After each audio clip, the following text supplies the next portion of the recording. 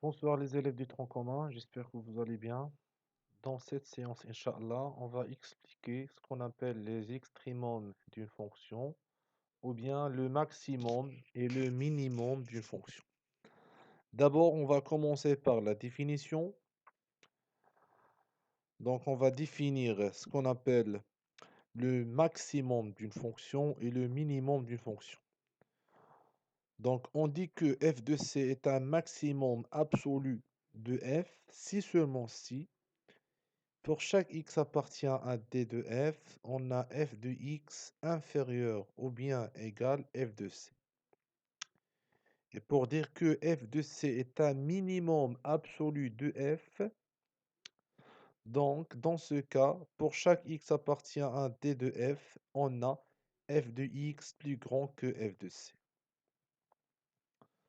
Donc, l'inégalité f de x inférieur ou bien égal f de c, ça donne le maximum. Et l'inégalité f de x plus grand ou bien égal f de c, ça donne le minimum d'une fonction. Propriété. D'après le premier tableau de variation, la fonction f croissante sur l'intervalle AB est décroissante sur l'intervalle BC. Donc, on peut dire que f de B est un maximum de la fonction f sur l'intervalle AC. De même, La, la fonction f est décroissante sur l'intervalle AB et croissante sur l'intervalle BC. Donc, on peut dire que f de B est un minimum de la fonction f sur l'intervalle AC. C'est-à-dire quoi cette propriété? Donc, le changement de sens de variation de un intervalle, ça donne un extrémum, c'est-à-dire un minimum ou bien un maximum. Donc, on a dit, si f est croissante sur l'intervalle AB et décroissante sur l'intervalle BC, donc f de B est un maximum. Mais si f est décroissante sur l'intervalle AB et croissante sur l'intervalle BC, alors f de B est un minimum de la fonction f sur l'intervalle AC.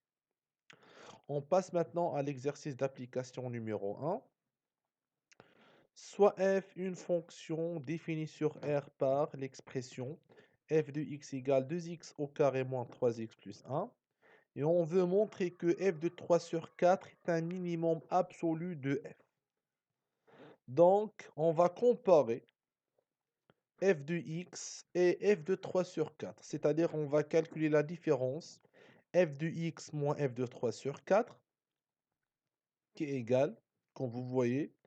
Et finalement, on va trouver que f de x moins f de 3 sur 4 égale 2, facteur de x moins 3 sur 4, le tout au carré. Donc, 2 fois x moins 3 sur 4, le tout au carré, c'est un nombre qui est positif. Alors, f de x plus grand que f de 3 sur 4. D'après la définition, on va dire que f de 3 sur 4 est un minimum absolu de f. Très bien. Dans l'exercice d'application numéro 2, on a une fonction définie sur R par f de x égale x sur x carré plus 1. Première question, résoudre dans R l'équation f de x égale 1 sur 2. Et deuxièmement, on va montrer que 1 sur 2 est un maximum absolu de f. Donc f de x égale 1 sur 2, équivalent que x sur x carré plus 1 égale 1 sur 2. C'est-à-dire 2x égale 1 fois x carré plus 1. Donc, x carré moins 2x plus 1 égale 0, c'est-à-dire x moins 1 le tout au carré égale 0, donc x égale 1. Donc S, c'est le singleton 1. Dans la deuxième question, on veut montrer que 1 sur 2 est un maximum absolu. Donc, comme vous voyez, 1 sur 2 représente quoi? Représente l'image de 1 par la fonction f, c'est-à-dire 1 sur 2, c'est f de 1.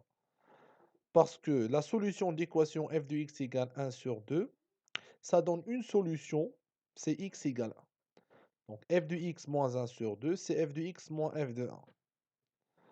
Donc on réduit au même dénominateur.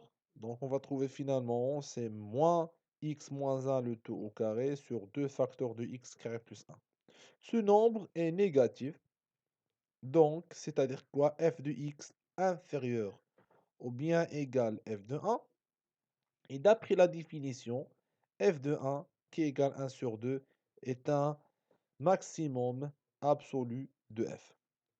Maintenant, vous pouvez travailler, vous pouvez travailler les exercices 3, 4 et 5.